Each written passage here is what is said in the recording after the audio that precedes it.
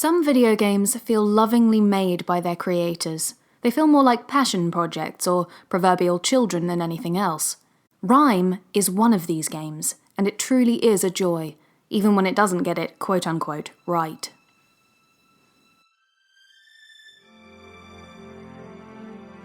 I adored many things about Rime, none more so than the soundtrack, which is, in my opinion, simply a triumph, and joins the ranks of some of the best.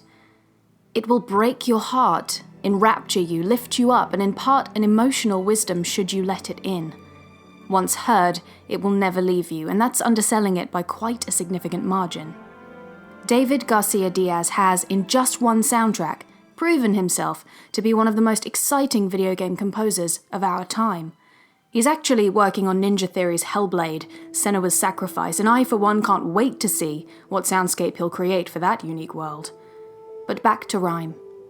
Play managed to achieve several things not often seen, or should I say felt, and did so in ways that demonstrated a deftness in directing emotionally driven interactivity. There were moments of free roaming on this gorgeous island, where I could simply climb and jump and even hum to myself. There was no real sense of urgency. I was allowed to adventure, to explore and to play, to solve little puzzles as if I were a child again. The game demanded little of me. It was content to just leave me be, to roam at my own pace, in my own time. And thanks to his incredibly charming animation, traversing the space as this nameless young boy reminded me of the days I too once ran about with scuffed knees and boundless energy. That Rime was visually stunning in much the same way as, say, an oil or pastel painting, only added to that heart-soaring feeling of childlike wonder.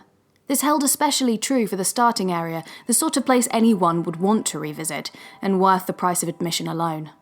But the game environments weren't always this carefree. The atmosphere softly transformed throughout Rime's 7 chapters in ways I couldn't put my finger on at the time, but nevertheless felt very strongly. Without me realizing it, the game had effortlessly built a mystery at its center, and was communicating something to my subconscious in more of a whisper than a shout. I knew that I was journeying through something I didn't really understand, but didn't want to stop for fear of never knowing. That's powerful, and a thing I can't imagine is easy to generate or design for that matter. It's this which made Rime so endearing to me, and so impressive. Where it let itself down, I fear, was in overcomplication. The game was at its best when it was, dare I say, simple, manoeuvring different feelings or subtext and devices of plot and play quietly.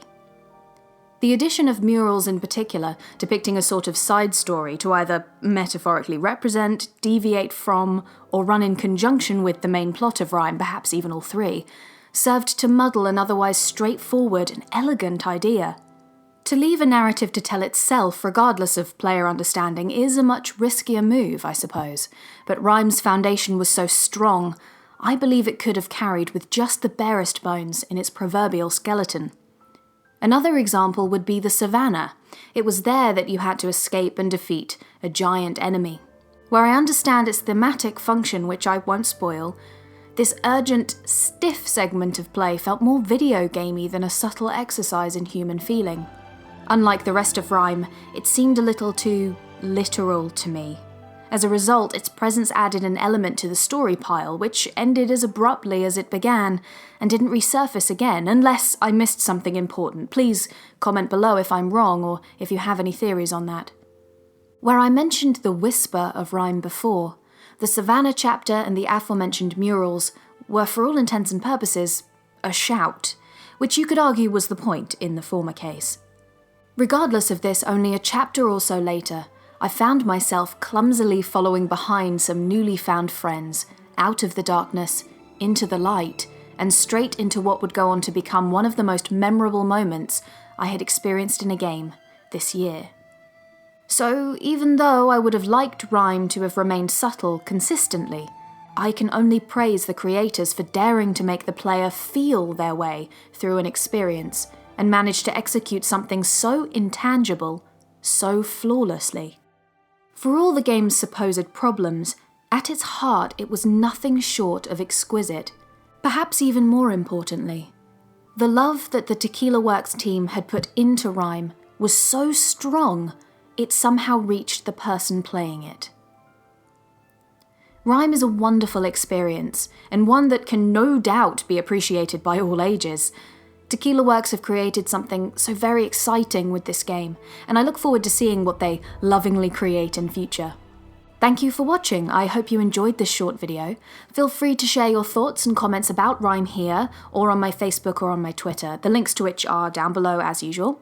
I try to read and respond to as many comments as I can. I'll see you all in my next video. Thanks again.